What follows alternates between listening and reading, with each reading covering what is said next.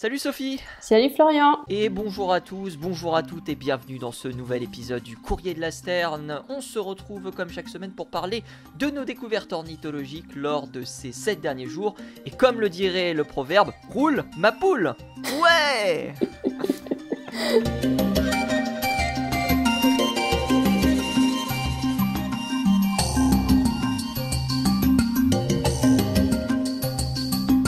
Comment ça va Sophie? Ça va très bien et ça commence bien, on dirait. On est parti pour une bonne aventure aujourd'hui. Comme toujours, Mais oui. parce que tu vas nous parler de poules aujourd'hui. C'est oui. un oiseau qu'on n'a pas souvent dans le Courrier de la Sterne, et même d'ailleurs en réalité.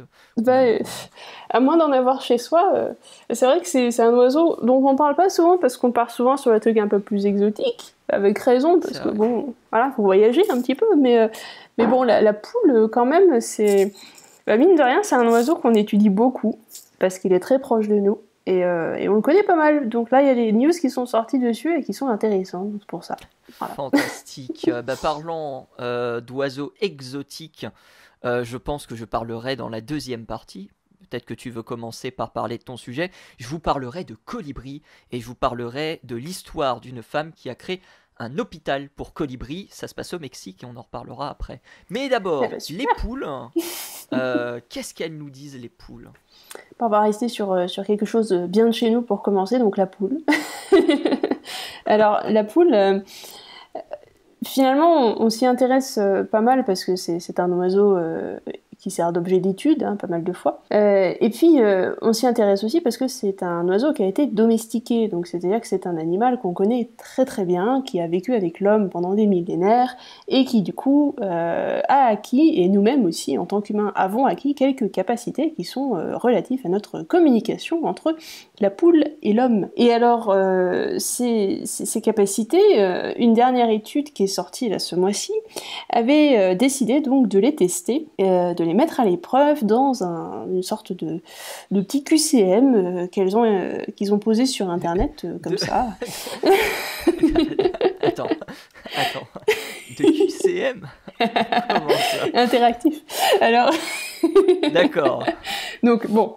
C'est vrai que je devrais commencer par le début. Commençons donc par le début de l'histoire. Oui, c'est quand même plus simple parce que là, balancer comme ça doit faire un peu bizarre. Alors... dans ce cas, je vais inviter des poules à l'université. Elles vont remplir des QCM. On va peut-être avoir des meilleures notes. Bref. L'esprit avien peut réserver des surprises. Alors, reprenons depuis le début. Récapépétons depuis le début. Alors, ces poules, donc, un groupe de chercheurs s'est intéressé à la poule et à notre relation à la poule domestique, donc, et pour ce faire, ils ont enregistré les sons, donc les cris d'oiseaux que produisaient ces poules dans deux situations différentes. La première, la situation où il y avait de la nourriture, donc on offrait de la nourriture aux poules, et la deuxième situation, il y avait de la nourriture, mais on ne l'offrait pas aux poules, donc les poules étaient frustrées, parce que évidemment on leur retirait la nourriture, alors là tout de suite, bon, elles sont pas contentes. C'est un peu comme toi, on te met un chocolat devant la tête, si jamais on te le retire en disant non, tu le prends pas. Devant la tête, je vais pas vraiment le voir, mais ouais, bon, devant tes yeux, juste là. Mais je comprends l'idée. Voilà, donc voilà, des poules frustrées, donc dans le deuxième exemple, et dans ces deux exemples, ils ont enregistré des cris caractéristiques de ces oiseaux dans ces deux situations. Donc la première situation, la poule heureuse avec la nourriture. Alors comment est-ce qu'ils appelaient ça exactement, que je te retrouve le mot, alors évidemment c'est en anglais, mais je vais essayer de traduire au mieux.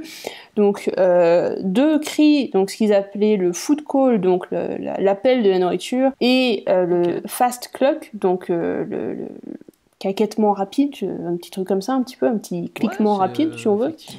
Des petits cliquetis, ouais.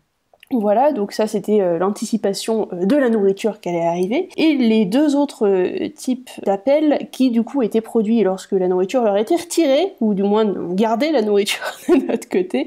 Donc un cri qu'ils appelaient le gackel, donc ça c'est un cri qui est spécifique à la poule, et je saurais pas trop comment, je crois pas qu'il y a vraiment de traduction, même en français on le réfère... caquettement?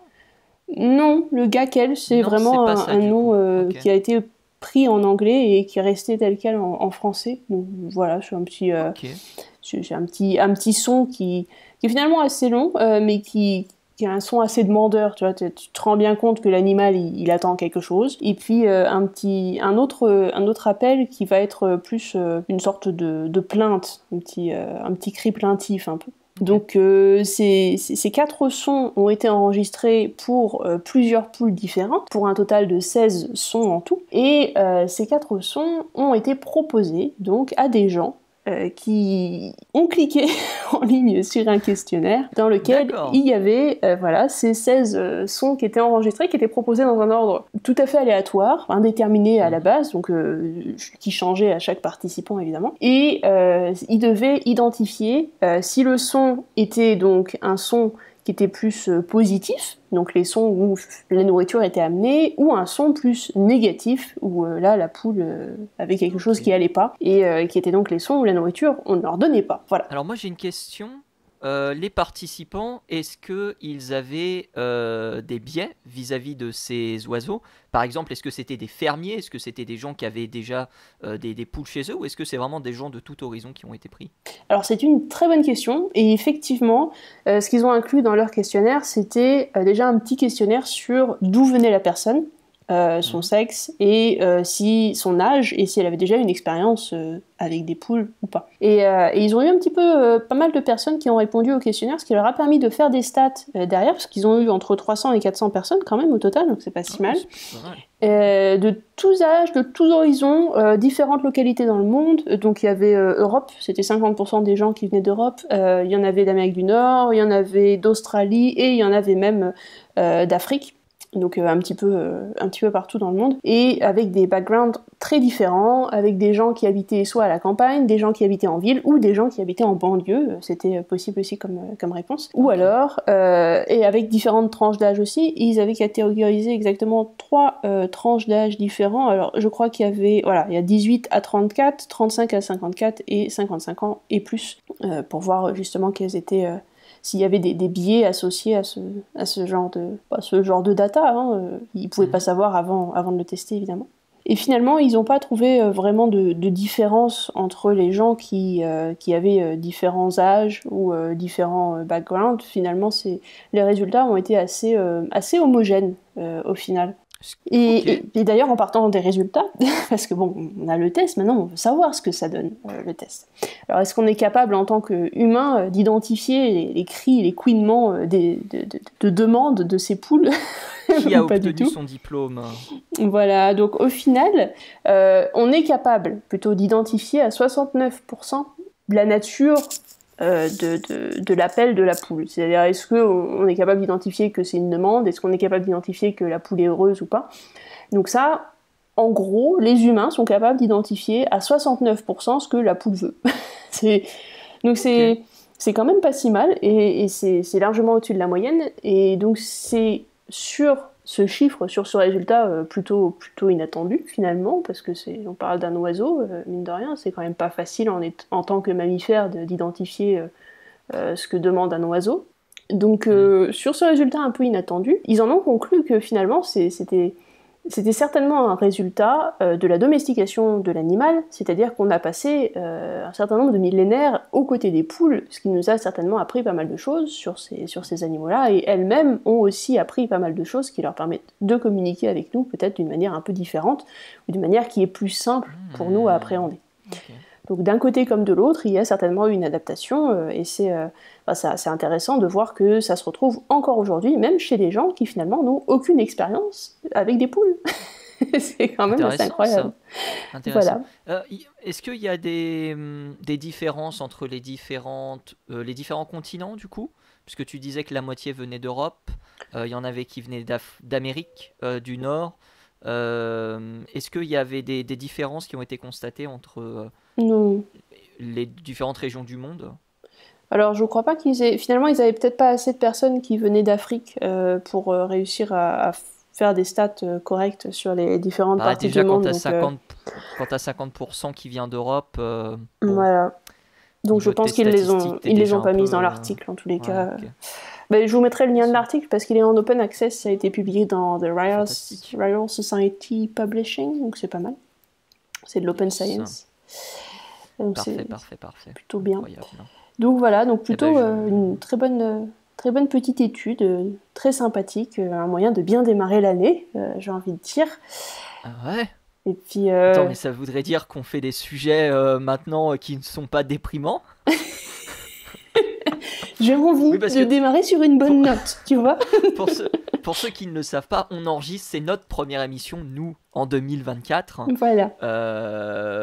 Normalement, il y aura d'autres émissions. Il y a normalement une émission où on vous a déjà dit bonne année, mais on a enregistré avant, bien sûr, la magie du direct. Ah, Mais nous, c'est notre toute première émission de l'année. Donc, ça fait du bien de commencer un petit peu comme ça. ben voilà. Euh, Est-ce qu'on aurait la même chose pour d'autres oiseaux domestiqués? Je pense aux oies notamment qui sont extrêmement domestiqués aussi et qui pourraient avoir aussi Alors c'est une très bonne comment dire, question. des proportions intéressantes à étudier Ah oui, oui, ce en Afrique ce serait intéressant. ou en Amérique. Mais alors, à ma connaissance, pour l'instant, ça n'a pas encore été fait, mais ce serait intéressant à tester. Savoir que l'oie, par contre, est un animal qui est un peu moins utilisé pour les expériences que les poules, qui sont plus faciles à se procurer et surtout qui sont plus faciles à garder en captivité, même dans un endroit qui n'est pas énorme. Alors que l'oie a besoin d'un petit peu plus d'espace, c'est un oiseau un peu plus gros, évidemment. Et ça demande un peu plus tout ce qui est oie, canard, etc. Ça demande souvent un traitement un peu différent de la poule qui se satisfait de pas grand chose au final. Donc c'est certainement moins facile à utiliser pour faire des expériences. Voilà. Alors par contre, une petite conclusion intéressante sur cet article et qui ouvre la voie à finalement pas mal de choses au niveau de l'éthique avec les animaux et aussi au niveau de la manière dont nous humains nous humains pouvons choisir les poules, ou pouvons accéder à leurs besoins plus facilement en captivité, c'est que si l'homme est capable de reconnaître si la poule va bien ou pas, juste sur la base des sons qu'elle produit, il y a quand même pas mal d'espoir pour tout ce qui est bien-être en captivité de l'animal, parce que du coup on va être capable de jauger si l'animal va bien ou pas. Donc ça c'est plutôt... c'est plutôt une très bonne nouvelle, et même si vous n'avez pas d'expérience avec les poules, il est fort probable que vous arriviez à communiquer avec, ou du moins à comprendre si elles vont bien ou pas. Et ça quand on essaie de soigner un animal en captivité, c'est quand même le must.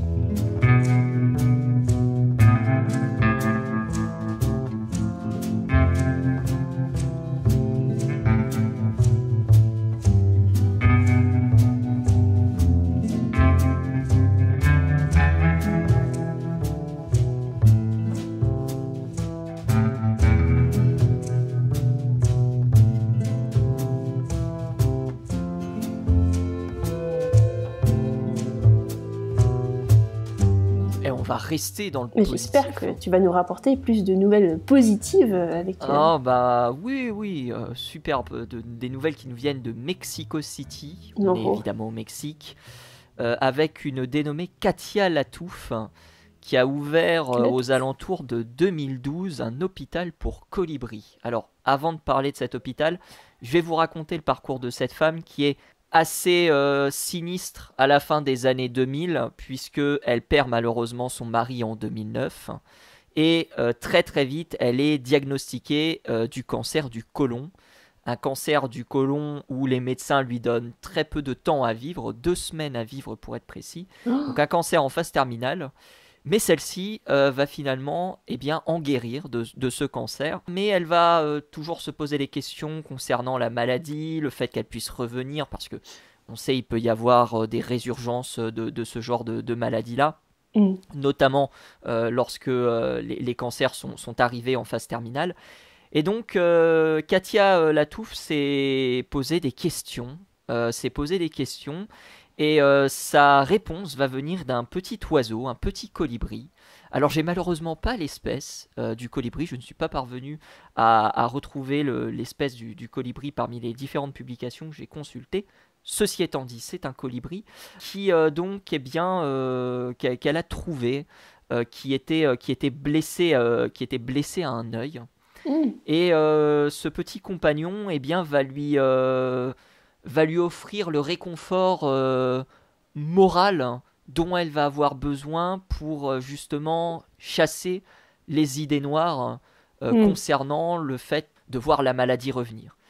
Ouais. Et la petite histoire qu'elle raconte, c'est qu'elle ne savait pas où mettre ce petit oiseau qui était tout frêle et qui avait été attaqué à un œil par un autre oiseau. Pareil, on ne sait pas si c'est un autre colibri ou c'est une autre espèce d'oiseau. Je reviendrai sur l'autre espèce d'oiseau notamment tout à l'heure. Mm. Elle a décidé de le mettre dans un petit étui à lunettes, Gucci. Et donc ce petit colibri, eh bien, s'est appelé Gucci.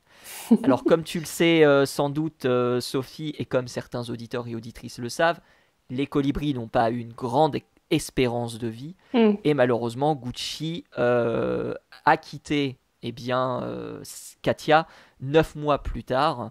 Mais les deux ont vécu une très très belle relation. Et une relation qui va donc pousser Katia, avec un ami vétérinaire, eh bien, à développer un sorte d'hôpital pour accueillir les colibris. Donc elle va être aidée d'abord d'un ami zoologiste, puis d'autres personnes qui vont venir l'aider, notamment Cecilia Santos, qu'elle nomme la nounou des colibris, c'est trop mignon, qui va l'aider dans ses différentes opérations pour retrouver les oiseaux, pour les soigner et les relâcher à la vie sauvage. Donc ça, c'est le travail qu'elle s'est donné, qu'elle a appris petit à petit en fonction eh bien, des réussites et des erreurs qu'elle a entrepris durant toute sa vie. Et aujourd'hui, eh bien, elle est devenue une sommité au Mexique, à tel point que certaines institutions lui donnent par exemple des oiseaux si jamais eh bien, ces instituts ne peuvent pas leur trouver un foyer ou autre, notamment lors d'expériences scientifiques ou ce genre de choses-là. Donc c'est bien, c'est ça. une personne qui est devenue extrêmement importante dans le domaine de la zoologie, dans la zoologie mexicaine. Parlons un petit peu de Mexico, après je reparlerai un peu des colibris et de leur devenir. Il y a 22 espèces de colibris qui tournent dans la capitale Mexico City. Mhm. Il y en a 57 qui tourneraient au Mexique, 350 espèces sont recensées dans le monde. Et évidemment, ces colibris eh bien, sont menacés de diverses manières. On a la pollution de l'eau qui est problématique pour eux parce que les colibris développent des maladies et malheureusement certains peuvent en mourir. Il y a le fait que les colibris perdent une partie de leur habitat à cause de l'urbanisation. On en revient finalement toujours aux mêmes causes, hein, bien évidemment, Eh oui. concernant les causes des disparitions des oiseaux. Elles sont universelles malheureusement. Et puis je parlais de prédateurs, le quiscal à longue queue, qui est nommé en latin le quiscal mexicain, qui serait apparemment un prédateur des colibris. Et c'est assez intéressant parce qu'elle disait dans un de ses articles que c'est un oiseau qu'on ne trouve pas à Mexico City. Donc la grande majorité des quiscales qui ramènent des colibris sont des colibris qui sont trouvés en dehors de la capitale. Et j'ai trouvé ça assez intéressant. Et donc elle récupère les bébés colibris ou des oiseaux qui sont blessés et elle les met dans sa chambre. Donc elle a une gigantesque plante avec donc son lit juste à côté et les colibris ils virevoltent en liberté autour de la plante. Elle leur donne bien évidemment du nectar à manger puisque les colibris sont friands de nectar. Les colibris eh bien, sont ensuite soignés, sont ensuite chouchoutés. Et quand ils sont prêts à être relâchés, parce que l'objectif c'est évidemment de les relâcher, Oui. eh bien elle les déplace dans une autre pièce pour qu'ils s'acclimatent justement à avoir un environnement bien plus sauvage que ce qu'ils ont rencontré à l'heure actuelle, avant de les relâcher au sud de la ville de Mexico. Malheureusement c'est pas toujours le cas, puisque comme on l'a dit, les menaces pèsent sur les colibris et malheureusement certains peuvent en décéder. Et lorsque des colibris viennent à décéder, eh bien, elle les enterre juste au pied de son immeuble, entre des petites plantes, pour leur assurer une certaine prospérité. Prospérité puisque le colibri, il est extrêmement important, notamment dans la mythologie maya. Puisque c'est un oiseau qui a été sculpté par les dieux. Alors, c'est un peu bizarre dit comme ça, mais en gros, chez les Mayas, les dieux avaient créé toute forme animale, toute forme végétale. Ils avaient créé tout ce dont la terre et les hommes avaient besoin. Sauf une chose, et cette chose, c'était le transport des désirs et de la pensée. Oh. Alors ce qu'ont fait les dieux, c'est assez simple. Ils ont sculpté une toute petite flèche, ils ont soufflé dessus, et la flèche s'est envolée, et cette flèche s'est transformée en oiseau. Et c'est devenu le colibri Oh là qui là. porte le nom maya de Ixtsunuum. Je crois que je le prononce bien, même si j'ai un doute sur le X.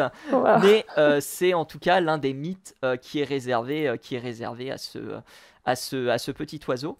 Et C'est trop Katia mignon. Latouf, elle fait ça. Oui, c'est trop mignon. Et Katia Latouf, elle fait ça depuis une dizaine d'années.